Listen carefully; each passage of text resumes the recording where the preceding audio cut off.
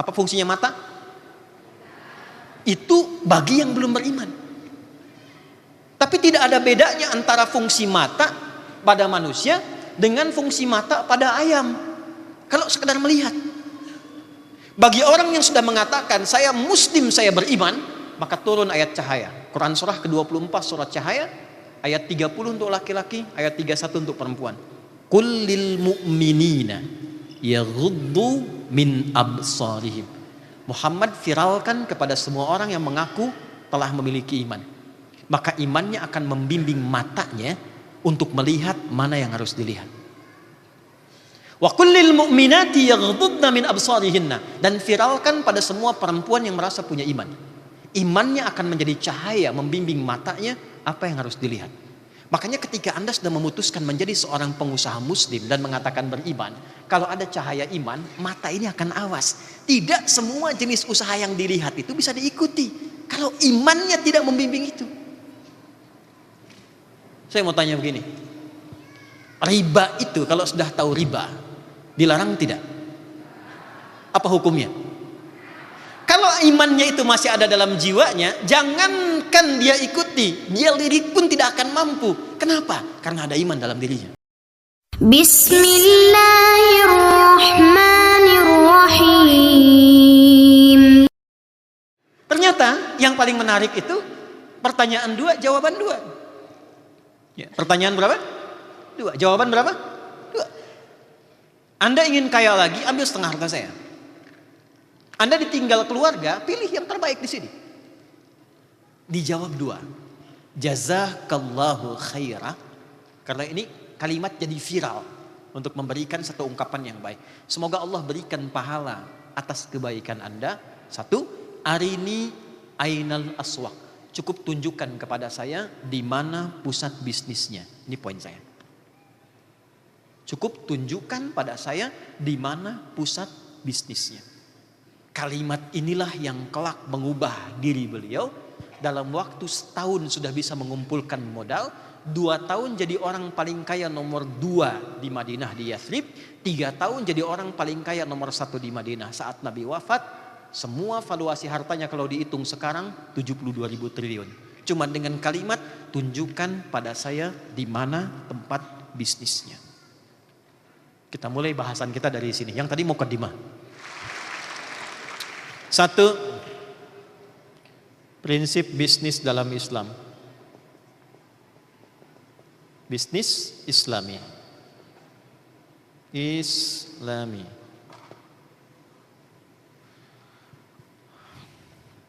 Teman-teman, sebetulnya ini 64 SKS, jadi harus saya padatkan. Jadi mohon izin kalau saya agak sedikit lompat-lompat dulu ya. Oke. Apa sih yang menjadikan Abdurrahman bin Auf berani mengatakan tunjukkan di mana pusat bisnisnya? Oke. Saya langsung jawab cepat ya. 1, iman. Apa namanya? Ya, jazakallah khair. Ya, terima kasih banyak. Itu berdoa, ya Allah mudah-mudahan gak panjang jalannya, panjang ternyata mendekat tuh ya. Itulah fungsinya kita berikhtiar dan disertai tawakal sehingga yang jauh terasa semakin dekat. Papan tulis.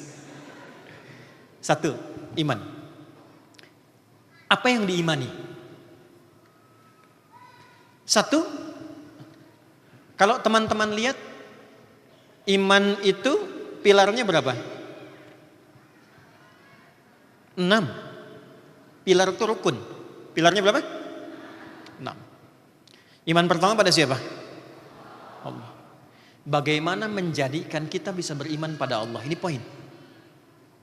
Satu-satunya bab di dalam Al-Quran yang diperkenankan kita bertanya sampai meriset adalah hal terkait dengan iman kepada Allah.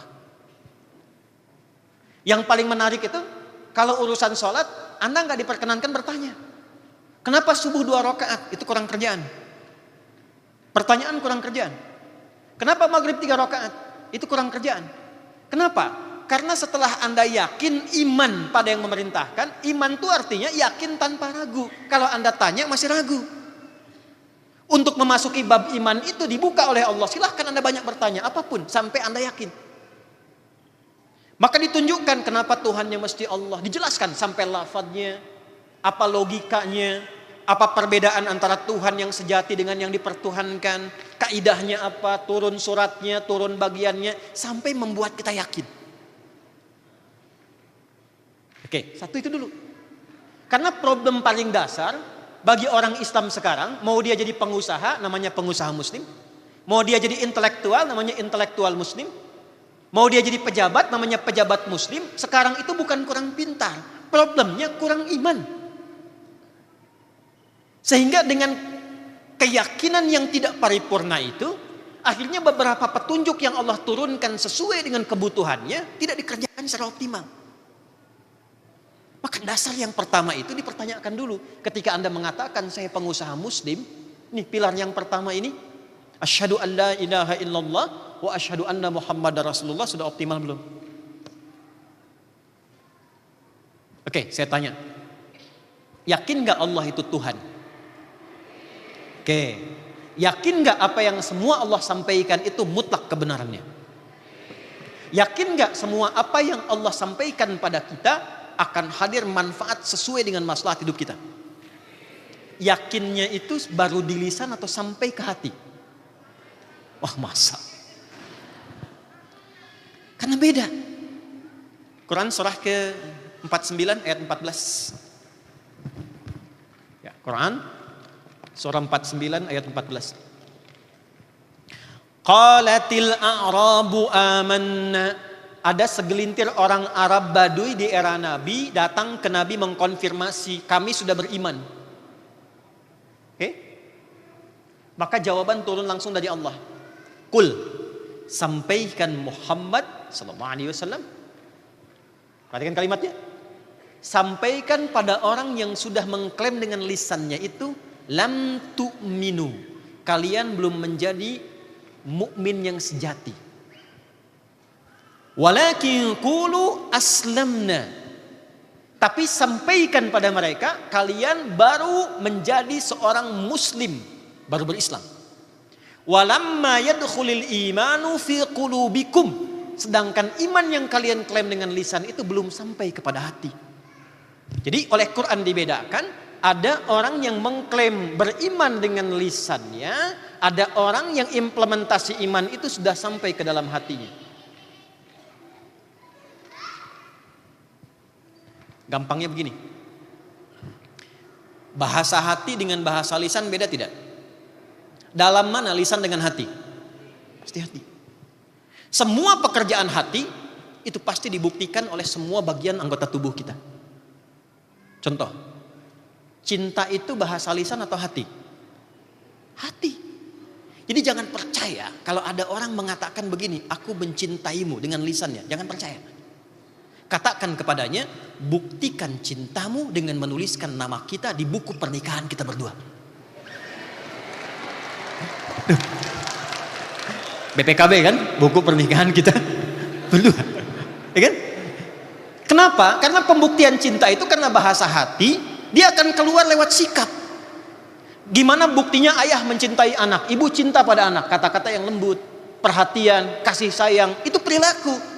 Kalau baru di lisan, dia belum bisa terpancar kepada bentuk perilaku karena baru lisan. Makanya ketika seseorang masuk ke dalam jiwanya, semua terkuasai. Sentuhlah ia di hatimu, maka ia akan jadi milikmu untuk ya. Kenapa di hatimu? Sentuh hatinya, maka lisan akan ikut, tangan akan ikut, sampai ke kaki ikut. Inilah yang menjadikan di dalam Al-Quran, silahkan cek kalau ngaji itu, tuntaskan 30 juz, 114 surah, 6236 ayat, 52.000 kosakata, Al-Fatihah sampai An-Nas. Silahkan Anda riset. Semua ujung kepala kita sampai ujung kaki itu fungsinya dibuka dengan iman terlebih dahulu. Apa fungsinya mata? Itu bagi yang belum beriman. Tapi tidak ada bedanya antara fungsi mata pada manusia dengan fungsi mata pada ayam. Kalau sekedar melihat.